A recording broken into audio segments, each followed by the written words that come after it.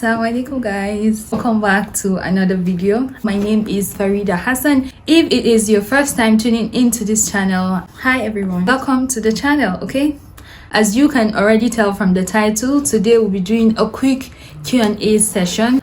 Actually, maybe not that quick, because I asked a friend of mine to come up with these questions. I asked for a few questions and she came up with quite a lot of them. So in here I have 22 questions which I'll be answering today. So yeah, let's get right into the video. Okay, so the first question here says, do you own something you have ever won? I own something I've ever won. I own a flag. It was given to me as a gift for coming overall second best in my school.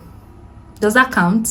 Is that winning something? If it counts as winning something, yeah, that's. But if it doesn't count, I've never won anything, and I'm no longer that smart. Okay, next question says, what wouldn't you do to help a friend? Nice question. You know, most times the question is, what would you do to help a friend? Like, there are a lot of things you can do, but what you cannot do, I wouldn't sit here and say I can do all things, everything, heaven and earth for my friend, because that might sound a little hypocritical of me, because we are selfish as humans sometimes. Okay, so to answer this question, I think if it is not detrimental to my faith, first of all, and to some extent to my health, because it depends, I can donate blood and all of that, but if it's not life-threatening to me, I think I'll willingly help my friends in any way I can. Okay, does that answer the question? Okay, I hope it does. Next question says, what is the most unusual thing in your pocket or bag or wallet right at this moment? I don't know. Can I check? Can I quickly check? Okay, let's quickly check. I don't know. I'm back. Let's quickly check. Oh, found it. This has to be the most unusual thing I have in my bag right now, and I'm slightly embarrassed to show you guys, but come on, I'll just show you guys anyways. Yeah, chopsticks. I got these chopsticks at a very exorbitant price, and these are disposable chopsticks, by the way, and I do not use chopsticks in my everyday life, but I have them in my bag. Why? Tell me. And I'm not going to throw them away, by the way. I'm keeping them, saving my money. The next question, let's see. I'm picking them at random, by the way. I don't know. Okay, so next question says, how would you describe your personality in a few words? How would I describe my personality in a few words? See, sometimes I'm calm, sometimes I'm not. Sometimes I'm fun, sometimes I am very boring, like very boring. I don't know. How can I not know my personality? I think I have to run a personality test, and when I do that, I'll come back here and tell you guys. But for now, I don't know what kind of person I am. I don't know. So you tell me. If you know me, tell me. This question is inconclusive. We'll get back to it, okay? What gross unhygienic things, in plural, do people do that bothers you? A lot of them. Ew. Like, I hate it when people poke their hands into their nose and you just keep digging in, you know, and next thing you just see, subhanallah, I hate it. And I hate it when people spit like beside me, you know, spitting out saliva out of your mouth, and you're not excusing yourself to do that. You are just beside me and you just, you know, pour everything out of your mouth, and worst of all, not even cover it with your hand. I hate it. I hate unhygienic things in general, like everything that is unhygienic. Does that answer your question? Next question. We're making progress. If you could prank anyone without being caught, who would it be and what would you do? Okay, Let me think. Okay, this outfit I'm wearing is from my friend Mamzi's Attire. She has an online store where she sells like a bunch of different beautiful abayas. Like, abayas are my favorite outfit to wear. So if I could, I would prank her to have all the abayas she's selling. Okay, maybe not all, that's too much, but okay, like just have maybe like 15 or 20 or 30 of those and have them stuck in my wardrobe and just changing into them. I think that's the prank out. Is that a good prank? Well, it's good enough because that's what I want. Yeah. Next question. What is something you have done recently that you are proud of? YouTube. Has to be YouTube. Yeah, because that's like the first thing that comes to mind right now. So it is actually it. Yeah, that's the one thing I've recently done that I'm super proud of myself for conquering my fears and being here talking to you guys. Yeah, so that's it. Question answered. Next question says, amongst your friends, what are you best known for? Okay, these questions, they are kind of intertwined. Yeah, so amongst my friends, what I am best known for actually is making videos. Like, I'm always the one saying, smile, hey, take a picture here, hey, can you say something? You know, I'm always that friend going about like doing videos, and I'll make videos for them, I'll edit the videos, I'll send it to our group chat. Yeah. What was your most favorite cartoon as a child? Okay, it's funny how I didn't really watch cartoons as a child. Am I strange? In my house, we're just blasting Nollywood movies all the time. Like, it was always Nollywood movies and sometimes Bollywood. I didn't really watch cartoons as a kid, so I don't have a favorite as a kid. But right now, cartoons right now are one of my favorite type of movies to watch. Yeah, so it's payback time. Maybe Tom and Jerry, because it was always airing in like the local network stations. So yeah, we're always seeing that, but it wasn't like a personal favorite for me. Yes, I am that kid that didn't watch cartoons as a child. Okay, so next question. What food are you master at cooking? Okay, can I say all food that I eat, that my family eats? Is that being cocky? Like, I think my favorite food to cook is spaghetti because I love it. I love spag, I love pasta, if that's what you call it. Then I love jollof rice, so I can make it. And yeah, all the food that I love eating, I know how to make them to the maximum best. Okay, next question. What was the best thing about how your parents raised you? Okay, so for me, the best thing about how my parents raised me is like the freedom we had. Like, if you have any genuine reason and needed to be out, there was no restriction to that. My parents will encourage you to go out, and they are also very caring and accommodating, and yeah, they are the best. So everything about how they raised me, aside the spanking part, is perfect. Alhamdulillah. If any, what name did your parents almost named you before deciding on your current name? Okay, yeah, so my mom told me that they almost named me Zuleika, and my father said that he didn't like the name because like the community people start calling me Zulei for short, and he wasn't really comfortable with that. Zulei, he felt like it was so yeah, he said he suggested Farida, and he won, and I'm happy because Farida is such a nice name, alhamdulillah, and Zuleika is also a beautiful name. Okay, please, Zuleika is a beautiful name. They both have beautiful meanings, so give your child a good name with a good meaning, because that is all that matters. Okay, so next question. Making progress, alhamdulillah. How many questions are left? These questions are plenty. I said 10 questions, you came up with 22. This video is unnecessarily long. See, it's not my fault, it's my friend's fault. Me, I cannot answer questions in yes or no. I can't. I must answer them in long sentences because I'm a talkative. So next question is, do you prefer to stick to a schedule or go with the flow? See, I am not a schedule type of girl. Like, I set the schedules, of course, but I end up slacking. And that is a terrible habit of mine that we are still working on, that we are trying to work on. That's the effect of procrastination. So yeah, work on that if you're someone that do that as well, and I'll work on mine too. Okay, is this video interesting? You should better sit down and watch. I hope it's not boring. Next question says, what do you think is the most relaxing sound? Okay, I'm gonna say it's the Quran, for real, and I'm not capping, not for the video. Have you heard the Quran? Of course. If you haven't, you should. It is definitely the Quran. I'm not saying it for YouTube. It is the Quran.